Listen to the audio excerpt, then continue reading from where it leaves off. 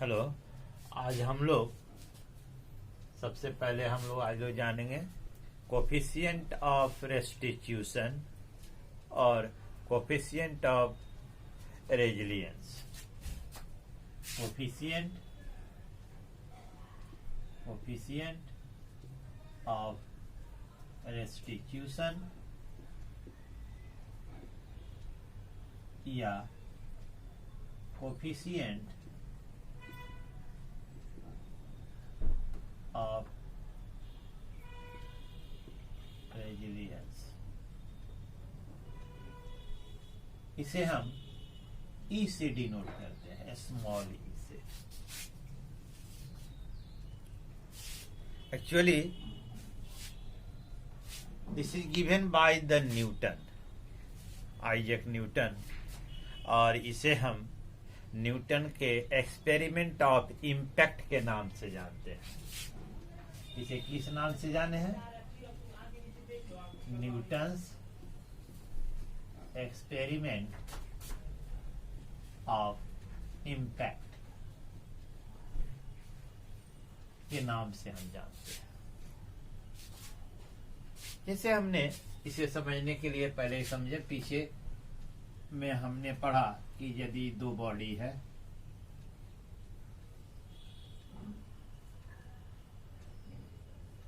Body A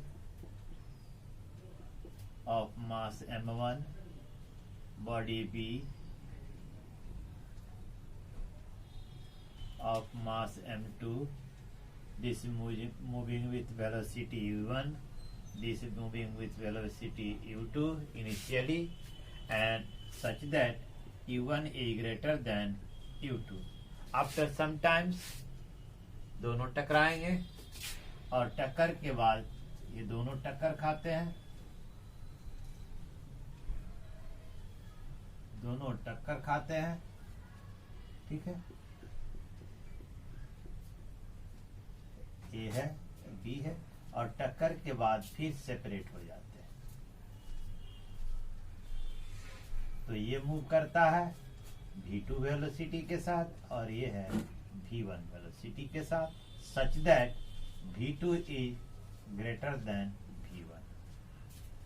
v2 is greater than, ये आपका ये है और ये आपका b है। तो रिकॉल कीजिए, याद कीजिए कि हमने आपसे कहा था the relative velocity of body A with respect to body B, यानी u1 माइनस u2। इसे हमने कहा था velocity of approach, relative velocity of approach, ठीक है। और दूसरा हमने बताया था v2 minus v1, relative velocity of body b with respect to a, v2 minus v1 equal to, इसे हमने कहा था relative velocity of separation, relative velocity of separation. तो Newton's law of experiment of impact क्या कहता है? The ratio of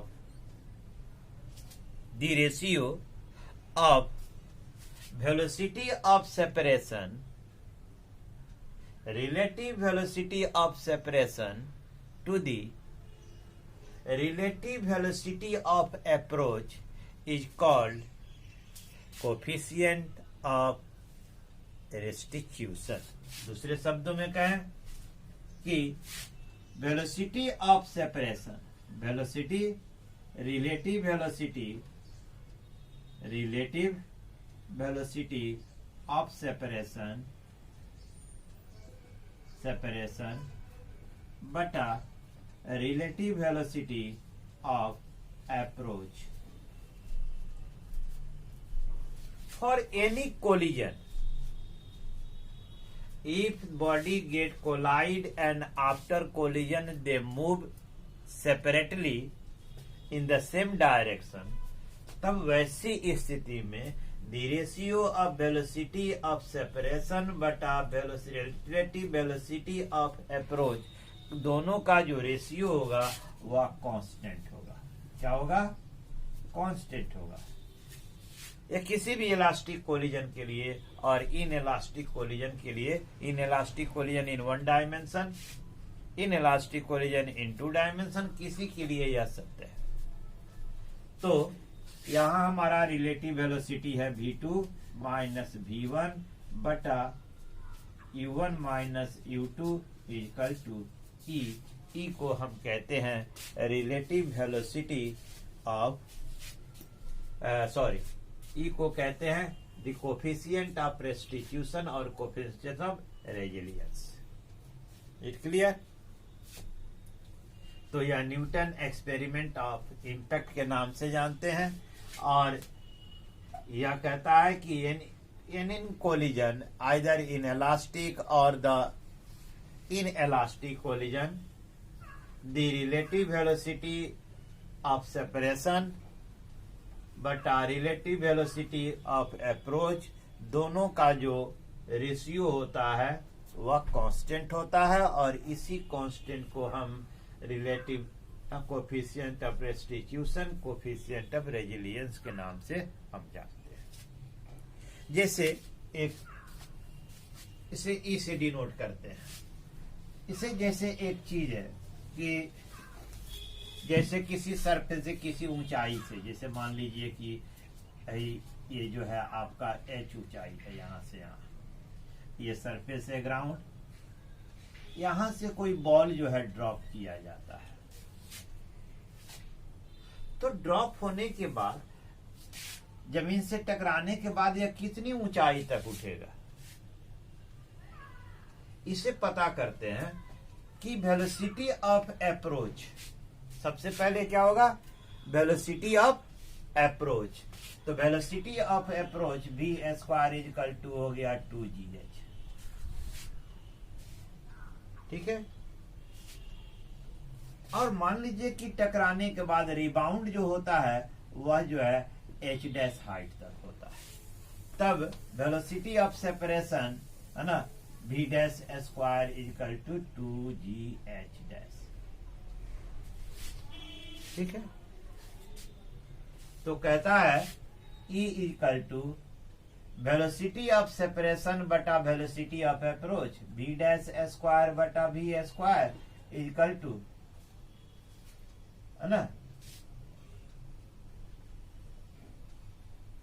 sorry v by v dash, है ना, स्क्वायर। तो ये हो जाएगा v स्क्वायर तब रूट अंडर 2gh डैश बटा root under 2gh। 2g cancel हो जाएगा तो रूट अंडर h डैश बटा h। ये हो गया हमारा, या E square equal to h dash बटा h। ये हमारे लिए यदि कोई बॉल किसी एक सर्टेन हाइट से जमीन पर ड्रॉप किया जाता है तो after impact what height it will be raised, कितनी ऊंचाई तक यह ऊपर उठेगा, इसके लिए हम इस इक्वेशन का प्रयोग कर सकते हैं। That's all. Now we come on the one dimensional inelastic collision.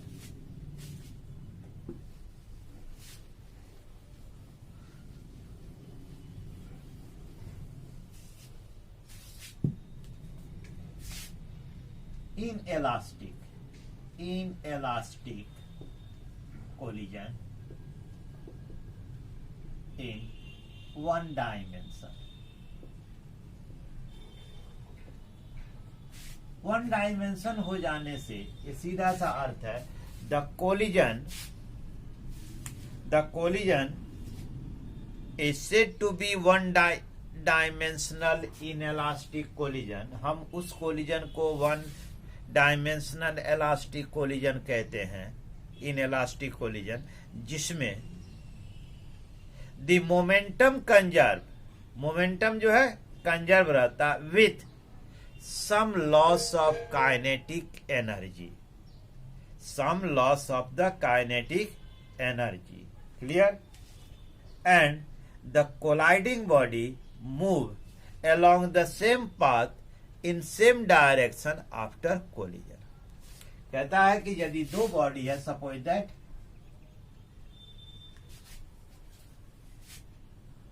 एक बॉडी ए है, मास m1 है, या u1 वेलोसिटी से चल रही है, या बॉडी बी है,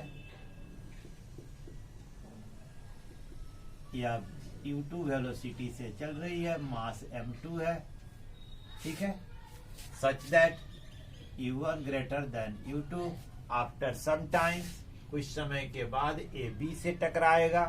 टक्कर के बाद जो है ये दोनों क्या होंगे, एक दूसरे से टकराएंगे, ठीक है। दोनों टक्कर खाते हैं, टक्कर के बाद फिर सेपरेट हो जाते हैं। यह ए है और यह मूव करता है v1 वेलोसिटी के साथ।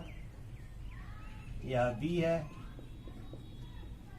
यह मूव करता है v2 वेलोसिटी के साथ।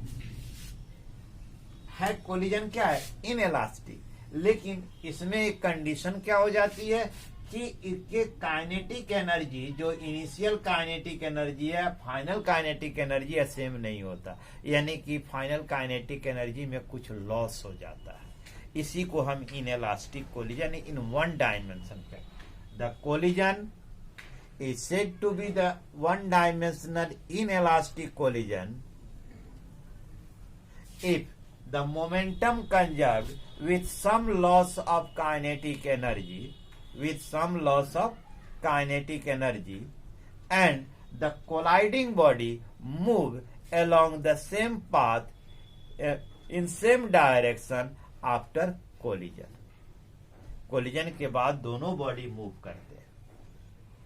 तब वैसी स्थिति में यदि मोमेंटम कंजर्व है तो m1 u1 plus m2 u2 बराबर m1 v1 plus m2 v2, ये हो गया। अब हम देखें E बराबर कोफिशिएंट ऑफ रेस्टिट्यूशन हम यूटिलाइज करें तो E बराबर क्या होगा, velocity of separation v2 minus v1, velocity of approach u1 minus u2। हम इसको ऐसे लिख सकते हैं v2 minus v1 equal to E into u1 minus u2, या v2 बराबर v1 plus E u1 minus u2, क्या हो गया, दोनों। v2 की वैल्यू हम एक में पुट अप कर दें, ठीक है। पुटिंग v2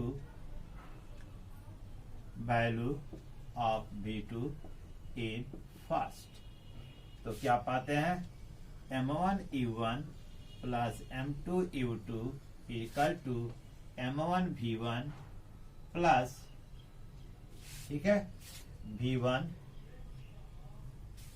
ध्यान से देखें, m2 हो गया कॉमन, v2 की जगह पे v1 plus e u1 minus u2, यही हुआ। जरा देखें, इसको सॉल्व करें। पहले इधर देखें, m1 v1 plus m2 v1 plus m2 e u1 minus u2, इसमें मल्टीप्लाई कर दिया, यहाँ ये कॉमन हो जाएगा, m1 प्लस m2, ये हो गया आपका v1 plus m2 e u1 minus u2, ठीक है, u1 माइनस u2। हम इसको इधर लेके आ जाए, ठीक है। तो हम क्या कर सकते हैं, m1 प्लस m2 v1, ये इधर आ गया तो माइनस हो गया, m1 u1 plus m2 u2 minus m2 ई U1 माइनस U2। ठीक है,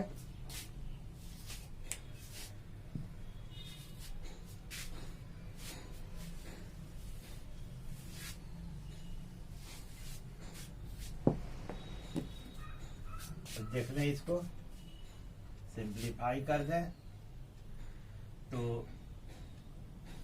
M1 प्लस M2 V1 बराबर, अब इसको हम यदि सिंप्लीफाई करें तो ये क्या हो जाएगा, M1 minus M2,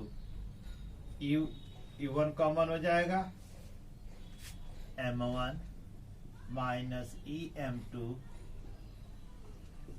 into U1 minus हो गया, ये माइनस माइनस प्लस हो गया, तो ये हो गया आपका प्लस, है ना, सॉरी ये गड़बड़ हो गया, M1 U1 कॉमन हो सकता है,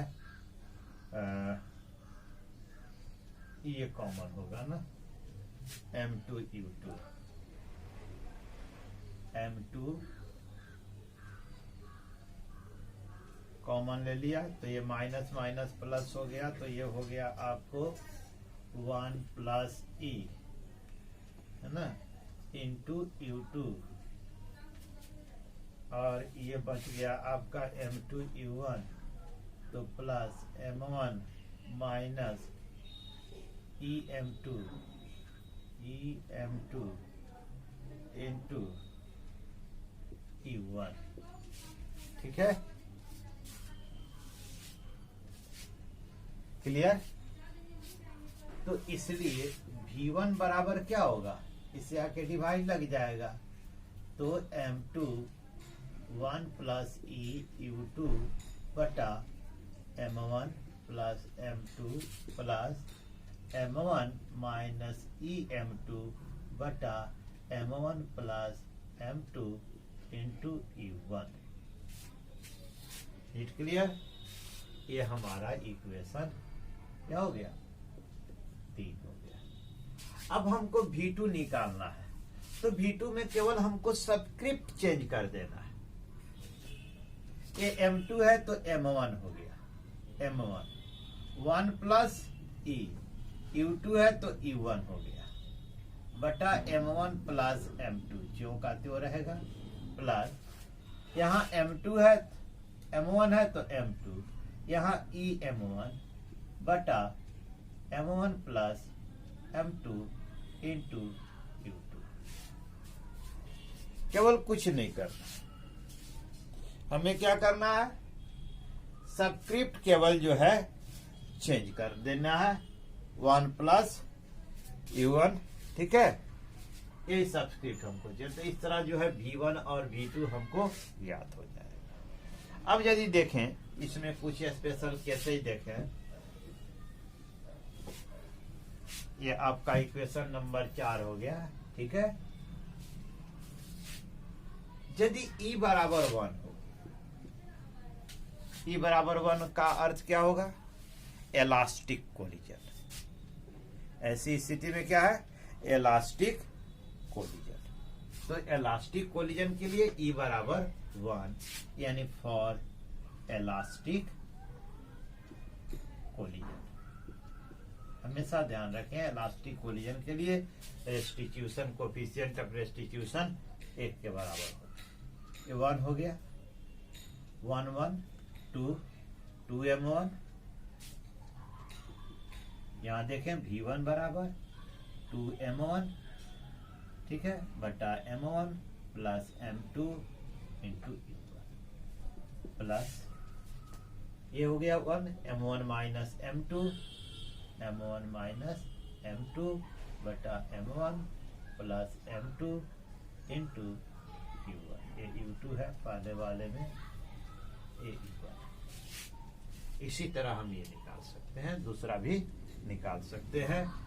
V2 इक्वल टू रख लीजिए, तो 2 ये M2 होगा ना सर, 2 M1 U2 ये U1 होगा बटा M1 plus M2 plus M1, M2 minus M1 बटा M1 plus M2 into U। इस तरह हम निकाल सकते हैं। यदि E बराबर 0 हो जाए, सेकंड केस हम देखें, व्हेन E बराबर 0, व्हेन E बराबर 0, E बराबर 0 का अर्थ हुआ परफेक्टली इनएलास्टिक, मतलब बोथ बॉडी स्टिक टुगेदर, दोनों जो है कोलिजन के बाद एक साथ स्टिक कर जाते हैं। तो वैसी दशा में व्हेन E बराबर 0, तो यह 0 हो गया, तो V1 उसी तरह देखिए, V1 बराबर M2 U2 बटा M1 प्लस M2, और ये हो जाएगा प्लस M1 बटा M1 plus M2 into U1। यहाँ क्या हो जाएगा, E 0 हो जाएगा, तो V2 बराबर M1 U1 बटा M1 प्लस M2 प्लस ये क्या आ जाएगा 0, तो M2 बटा M1 plus M2 into U2। इस तरह हम निकाल सकते हैं। क्लियर? उसी तरह हम अलग अलग, और एक और है, if the mass of both are same, M1 बराबर M2 बराबर M, तो पहला इक्वेशन देख लें, V1 बराबर ये 2M हो गया, 2M हो गया, ये भी M हो गया, तो बाई 2 हो गया। उसी तरह यहां क्या हो गया,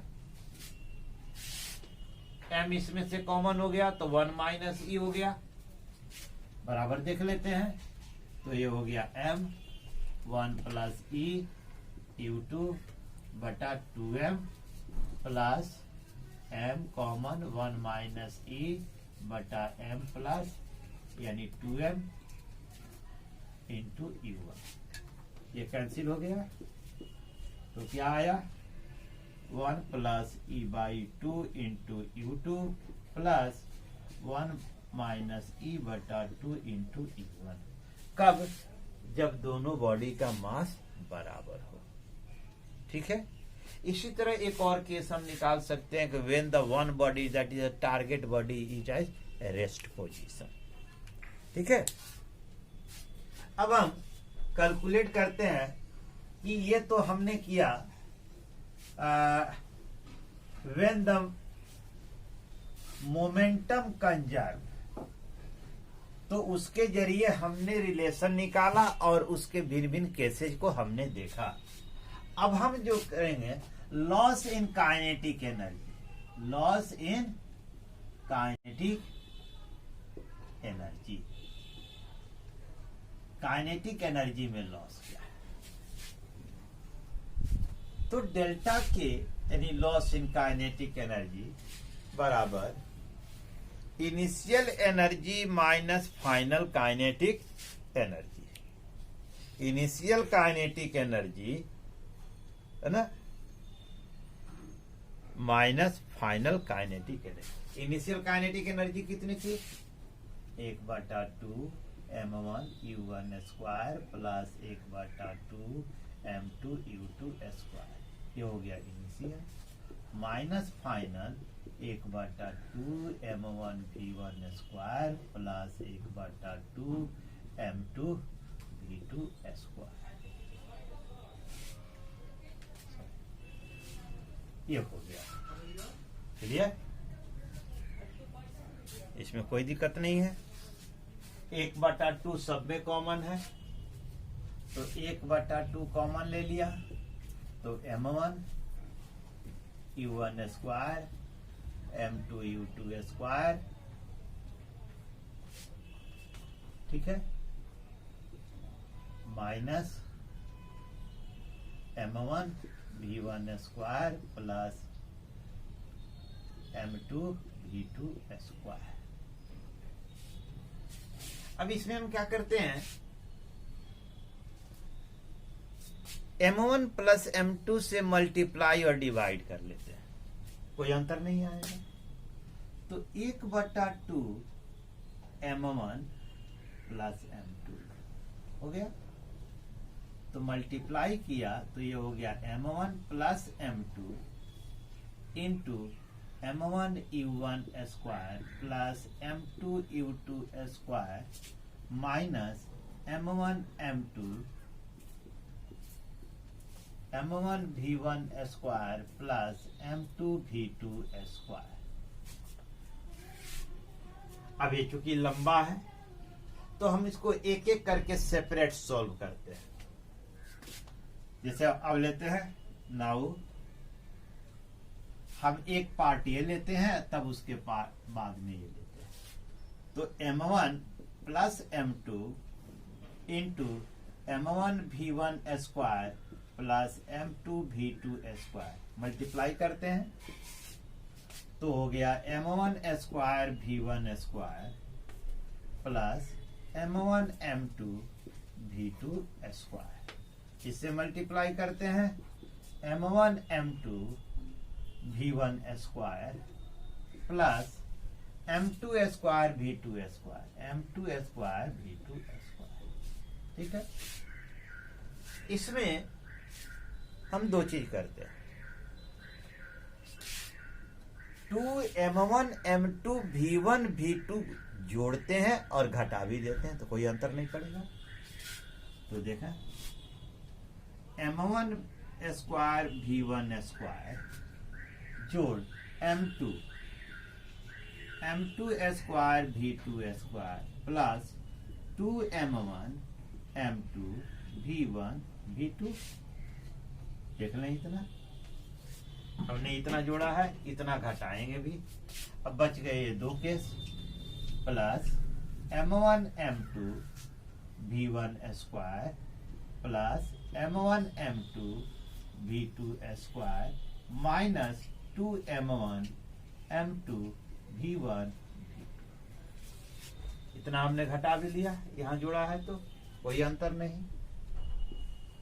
अब जरा देखें, यह A square plus B square minus 2AB है तो ये हो गया M1 V1 plus M2 V2 का होल स्क्वायर। ठीक है, अब यहां देखें M1 M2 हम कॉमन ले लेते हैं यहां से पूरा, तो V1 square V2 square minus 2V1 V2, तो ये भी हो गया A square B square minus 2AB। तो प्लस M1 M2 कॉमन ले लें तो V1 माइनस V2 का होल स्क्वायर। ठीक है, V1 माइनस V2 का होल स्क्वायर। अब इसको थोड़ा सा हम रिफ्लेक्ट करते हैं कि इसको हम ऐसे भी लिख सकते हैं V2 माइनस V1 का होल स्क्वायर।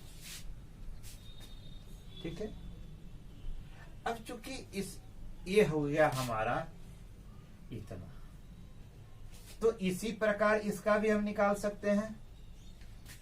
सॉरी, ये तो हम सब जगह गलत कर लिए हैं, सॉरी सॉरी सॉरी सॉरी। ये हो गया आपका U1 और ये हो गया U2, तो ये हो गया U1 स्क्वायर और ये हो गया आपका U2 स्क्वायर और ये हो गया आपका M1 U1 स्क्वायर। ठीक है,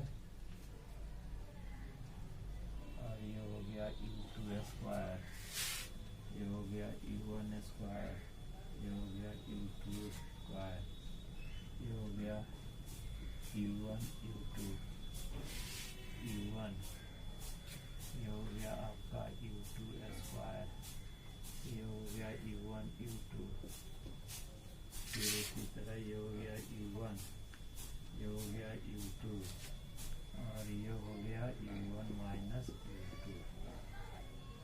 हो गया, मिस्टेक हो गया था। ठीक इसी तरह ये भी हो सकता है, ये कर सकते हैं हम। ये similarly M1 plus M2 into M1 V1 square plus M2 V2 square बराबर हम लिख सकते हैं m1v1 प्लस m2v2 का whole square plus m1 m2v2 minus v1 का स्क्वायर। ठीक है, अब हम इस इक्वेशन में हम आए डेल्टा के। ठीक है, अब हमारा डेल्टा के क्या करता है देखते हैं, क्योंकि यही हमको पुट करना है। बराबर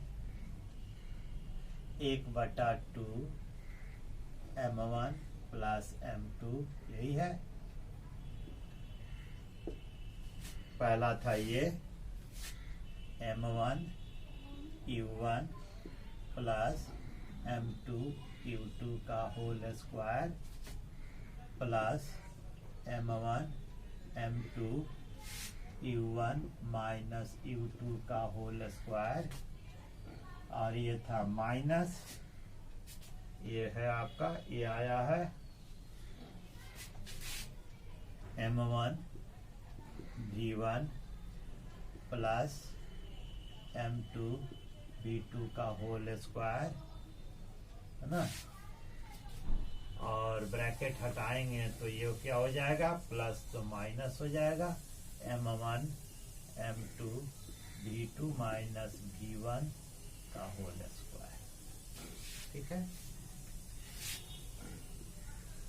तो लॉ ऑफ कंजर्वेशन मोमेंटम से total initial momentum equal to total final momentum, so the square of the total initial momentum equal to the square of the final momentum।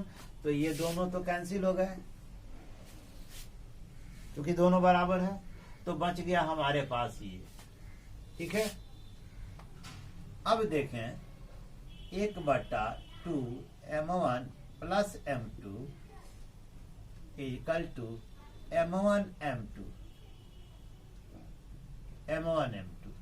अब इसमें से पूरे में कॉमन ले लीजिए, तो u1 माइनस u2 का whole square minus v2 minus v1 का होल स्क्वायर। ठीक है, अब जरा याद करें कोफिशिएंट ऑफ रेस्टिट्यूशन। ठीक है, तो v2 minus v1 velocity of separation बटा velocity of approach u1 minus u2 बराबर e होता है। तो v2 माइनस v1 क्या हो जाएगा, e into u1 minus u2 का होल स्क्वायर, यही होगा। तो यहां हम लिख सकते हैं m1 m2 कॉमा ले लें, तो u1 माइनस u2 का whole square minus e square u1 minus u2 का होल स्क्वायर। ठीक है, अब देख लें तो ये क्या हो गया, m1 m2, ठीक है, कॉमन ले ले यहां पर, तो 1 minus e square u1 minus u2 का होल स्क्वायर। ठीक है, ये हमारा ये चला, ये ओ हो ये मल्टीप्लाई है ना, और 1/2 m1 प्लस m2 ये भी मल्टीप्लाई है, और फिर यहाँ पर 1/2 m1 प्लस m2 ये भी मल्टीप्लाई, ये डेल्टा के बराबर है। कितना हमारा आया। अब इसको और कितना छोटा कर सकते हैं, कितना सॉल्व कर सकते हैं। ठीक है, अब इसको कितना छोटा किया जा सकता है, शायद अब इसे छोटा करना मुमकिन नहीं है। तो फाइनली डेल्टा के इक्वल टू m1 m2 बटा 2 m1 plus m2 into 1 minus e square, है ना, इंटू u1 माइनस u2 का होल स्क्वायर। ये हमारा लॉस इन काइनेटिक एनर्जी का इक्वेशन हुआ। क्लियर? Any doubt? अब हम पढ़ेंगे perfectly inelastic. What happening in the perfectly inelastic? What happening in the perfectly inelastic? Inelastic collision तो हमने देखा कि after separation the both colliding body moving along the same path and in same direction. Perfectly inelastic collision में क्या होता है?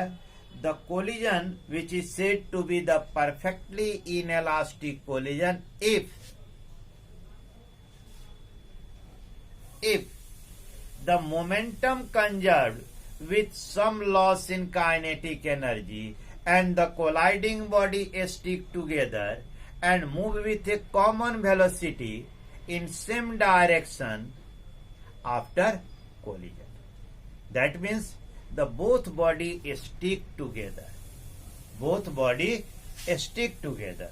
It's clear? जैसा कि हमने कहा कि परफेक्टली इनएलास्टिक कोलिजन क्या है? The collision in which the colliding body stick together and move with A common velocity along the same direction after collision.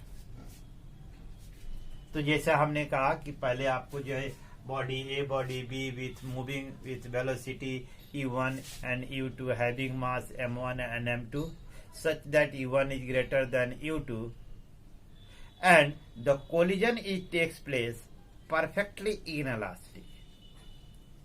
Inelastic collision में हमेशा ही ध्यान रहे कि उसमें काइनेटिक एनर्जी का लॉस होता है, मोमेंटम कंजर्व रहता है।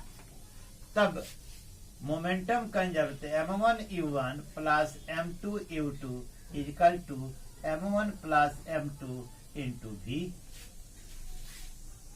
यह v कॉमन वेलोसिटी है और स्टिक कर जाते हैं। तब वैसी स्थिति में v इक्वल टू क्या हो जाएगा?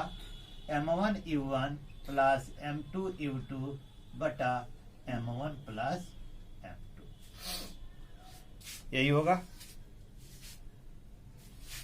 कॉमन वेलोसिटी निकल गई। Loss in kinetic energy, loss in kinetic energy initial minus final. तो इनिशियल कितना हो गया आपका? 1/2 m1 u1 square plus 1/2 m2 u2 square minus 1/2 m1 plus m2 into v square. ठीक है। v की जगह पे यदि हम ये पुट कर दें इस इक्वेशन को, तो क्या होगा? 1/2 तो कॉमन ले लें यहां से वहां तक, तो m1 u1 square plus m2 u2 square minus m1 plus m2 v का square m1 u1 square u1 plus m2 u2 का होल स्क्वायर बटा m1 प्लस m2 का whole square.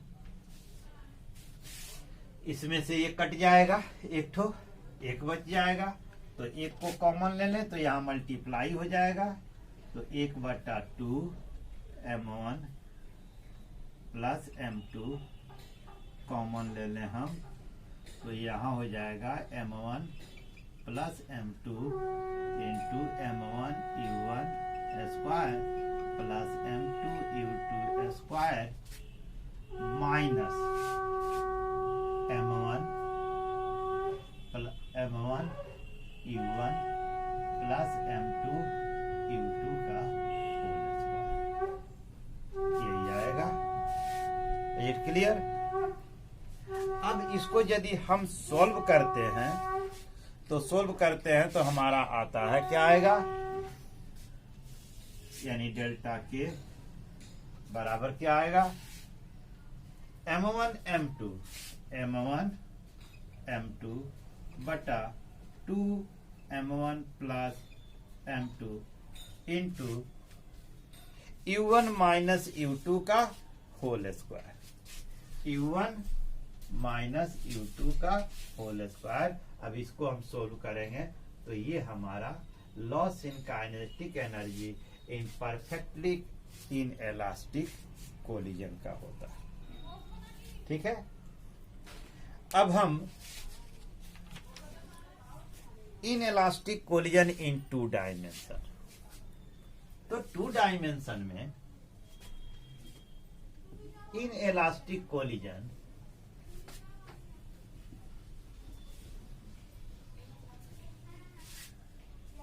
in elastic collision in 2 dimension, in 2 dimension, तो 2 dimension में हमने पीछे एक collision के बारे में पढ़ा है कि 2 डायमेंशन में क्या होता है। 2 डायमेंशन में क्या होता है कि after the collision both colliding body deflected with some angle, कुछ एंगल से, तब हम क्या करते हैं उनके मोमेंटम को हम, जो मोमेंटम चूंकि वेक्टर है तो मोमेंटम को हम रिजॉल्व करते हैं 2 परपेंडिकुलर कंपोनेंट में। तो मान लीजिए कि ये जो है 2 डायमेंशन में कोलिजन हो रहा है, ठीक है, ये इस दिशा में, और ये हमेशा देखें जो 2 डायमेंशन कोलिजन है वह जो है, जो इसका प्लेन ऑफ कोलिजन है वह कहाँ रहेगा, इसके सेंटर पर, ये इसके सेंटर से होकर गुजरेगा। ठीक है, और ये प्लेन, ठीक है, तो ये डिफ्लेक्ट कर जाती है, ये डायरेक्शन है, यह एक्स डायरेक्शन है, ये इस दिशा में डिफ्लेक्ट कर जाती है, इस दिशा में डिफ्लेक्ट कर जाती है। ठीक है, तो ये हो गया, यह हो गया। मान लीजिए कि यह u1 वेलोसिटी था, यह u2 था, तो यह v1 हो गया, यह v2 हो गया, यह θ1 हो गया, यह θ2 हो गया, यह a है, b है, b a, m1 m2। ठीक है, तो ये जो है हमें 2 रेक्टेंगुलर कंपोनेंट में डिसॉल्व करना, एक इस दिशा में, एक तो इस दिशा में m1 v1 cos थीटा होगा, इसमें हो गया m1 v1 sin थीटा हो गया, फिर इसका भी हो गया एक ओरिएंटल कंपोनेंट में, एक वर्टिकल कंपोनेंट, तो ये हो गया m2 v2 cos थीटा, ये हो गया m2 v2 sin थीटा, यह एंगल थीटा होगा, θ2, ये हो गया थीटा। क्लियर, नो डाउट, जो पीछे हम लोग कर चुके हैं। तो इसमें क्या होता है परफेक्टली इन 2 डायमेंशन में, तो हमको जो है वर्टिकल कंपोनेंट इनिशियल में, वर्टिकल कंपोनेंट इनिशियल मोमेंटम का जो है 0 है, वह जितना है सब एक्स एक्सिस के अलोंग है, या हो गया वाई एक्सिस के अलोंग।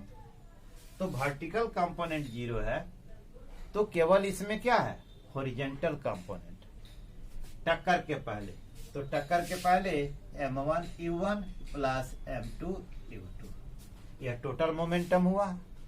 टक्कर के बाद यह बराबर होगा equal to the horizontal component m1 v1 cos θ1 plus m2 v2 cos θ। ठीक है, यह हो गया। चूंकि वर्टिकल कंपोनेंट में इनिशियल इसका 0 है और इसका वर्टिकल कंपोनेंट क्या है m1 v1 sin θ1 माइनस, क्यों होगा कि यह अपोजिट डायरेक्शन है, m2 v2 sin θ2 बराबर 0। तो यहां से हो गया m1 v1 sin θ1 बराबर m2 v2 sin θ2। ये हमारे पास 2 इक्वेशन ये मिल जाते हैं। ठीक है,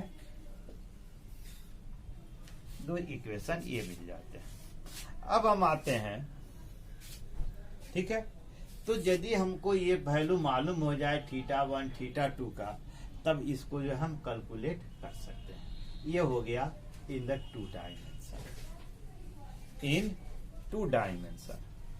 अब आते हैं perfectly inelastic, perfectly inelastic collision in 2 dimension. Perfectly inelastic, perfectly inelastic collision in 2 dimension। तो 2 डायमेंशन में क्या होता है परफेक्टली इनएलास्टिक में?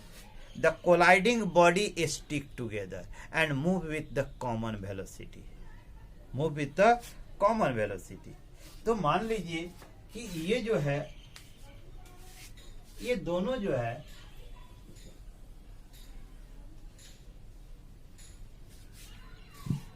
ए और बी, ये दोनों टक्कर खाते हैं, M1 M2, और ये डायरेक्शन है एक्स एक्सिस का, और दोनों कोलाइडिंग के बाद या इस दिशा में स्टिक कर जाते हैं, इस दिशा में चलते हैं। कॉमन वेलोसिटी मान लीजिए v है, ठीक है। तब ऐसी स्थिति में या डायरेक्शन और यह डायरेक्शन मान लीजिए कि फाई बनाता है, तब इसको जो है हम 2 कंपोनेंट में रिजॉल्व करेंगे। यह एंगल फाई हो गया और यह क्या हो गया, है ना। तो ये हो गया M1 plus M2, M1 plus M2, है ना, v cos फाई, और ये हो गया M1 plus M2 v sin phi. तो initial momentum M1 M2 M1 U1 plus M2 U2 बराबर हो गया final momentum in same direction horizontal component M1 plus M2 v cos phi, M1 plus M2 M1 U1 plus M2 U2 equal to M1 plus M2 v cos phi. यह हो गया horizontal. Vertical component initial 0 है, लेकिन ये क्या है? तो ये हो गया M1 M2 v sin phi equal to 0। It clear? Vertical component में क्या होगा?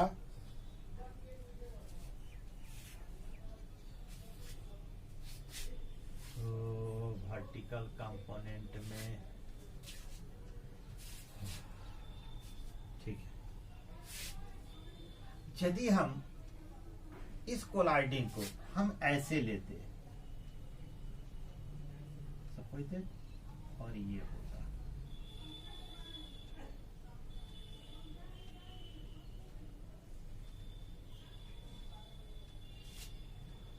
ठीक है।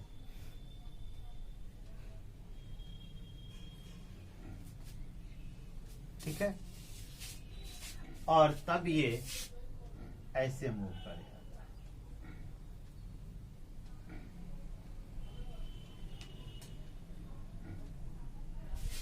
ये इसका डायरेक्शन होता। यदि हमारा ये होता एक्स, ये एंगल बनाती है आपका फाई, और डायरेक्शन ऑफ द यह एंगल बनाता आपका थीटा। तो ये हो गया ए, ये हो गया बी, M1 M2 या U1 U2, ठीक है। सब इनिशियल हमारा यही होता, ध्यान दीजिए, इनिशियल हमारा क्या होता? यही होता। तो इसको जो इसका वर्टिकल कंपोनेंट, इसका भी हम वर्टिकल कंपोनेंट और हॉरिजॉन्टल कंपोनेंट डिवाइड करेंगे, ठीक है। यह डायरेक्शन है, तो हॉरिजॉन्टल और वर्टिकल कंपोनेंट इसका भी हमारा होगा। तो हॉरिजॉन्टल कंपोनेंट इसका क्या होगा? इसका क्या होगा m1 u1 cos थीटा, ठीक है। और वर्टिकल कंपोनेंट क्या हो गया m1 u1 sin थीटा। तब इनिशियल क्या हो जाता m1 u1 sin theta plus m2 u2 equal to m1 plus m2 cos phi हो जाता, ठीक है। और वर्टिकल कंपोनेंट में क्या हो जाते m1 u1 sin थीटा बराबर हो जाता m1 प्लस m2 cos, यहाँ भी छूट गया, भी sin फाई हो जाता, ये cos फाई है। यदि हमारा डायग्राम, ये डायग्राम है, यदि डायग्राम हमारा ऐसे होता तब हमारा यह रिजल्ट जो ऊपर वाला ये दो रिजल्ट था यह चेंज कर जाता, ऐसी स्थिति में आ जाते हैं। It clear? So this is the perfectly inelastic collision. That's all.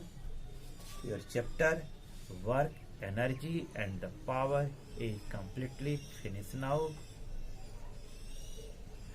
I repeat again, you must subscribe the channel.